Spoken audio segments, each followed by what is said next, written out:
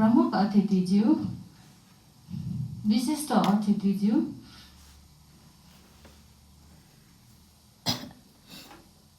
जनप्रतिनिधिज्यूहरू, महिला तथा आमा समूहका आमा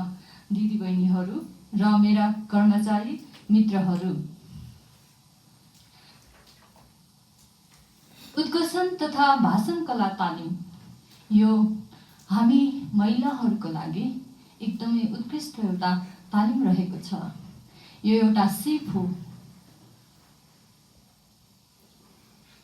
यस सिपले हामीले जति पनि ठाउँमा हामी जान्छौँ आफ्ना मनमा रहेका कुराहरू चाहिँ यो सिप लिएका हामी जति पनि महिलाहरू छौँ आफ्नो मनमा रहेका कुराहरू अभिव्यक्ति गर्न सक्दछौँ। यो सिप चाहिँ कस्तो रहेछ भने हामी धेरै पढी लेखेका हुन्छौँ तर हामीले आफ्नो यो बौद्धिक क्षमतालाई प्रदर्शन गर्नको लागि यदि हामीसँग यो सिप छैन भने त्यो बौद्धिक क्षमता पनि यसको अगाडि चाहिँ केही नरहेछ भन्ने कुरा चाहिँ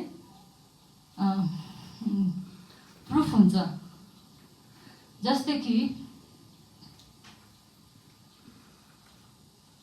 हामीले अब वातावरण सम्बन्धी चाहिँ आज बिहान भर्खरको कुरा हो, वातावरण सम्बन्धी हामीले मास्टर डिग्री पढेका छौँ हैन, तर वातावरणले कसरी सफा राख्ने भनेर हाम्रो महिला दिदीबहिनीहरूलाई सिकाउन सकिएन भने त्यो चाहिँ के त पढेको त केही अर्थ भएन नि। त्यसैले आफूमा रहेको सिप ज्ञानलाई अरू माझमा बुझाउन सक्नु पनि यो सिकाउन र बुझाउन सक्ने कलाको क्षमताको अभिवृद्धि गर्नको लागि यो भाषण तथा उद्घोषण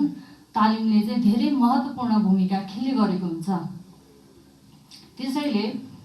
हामी जुनसुकै क्षेत्रमा होस्, चाहे हामी व्यवसाय क्षेत्रमा होस्, चाहे हामी कार्यालयमा काम गर्ने क्षेत्रमा होस् हैन, अब हामी कोही शिक्षक छौँ, कोही अब हैन आमा समूहका अध्यक्ष छौँ हैन, सदस्य छौँ हैन, कर्मचारी छौँ, जनप्रतिनिधि छौँ, यदि हामीले आफ्नो मनमा रहेका दबिएका कुराहरू आफ्नो समाजको लागि कसरी विकास गर्न सकिन्छ भन्ने कुराहरू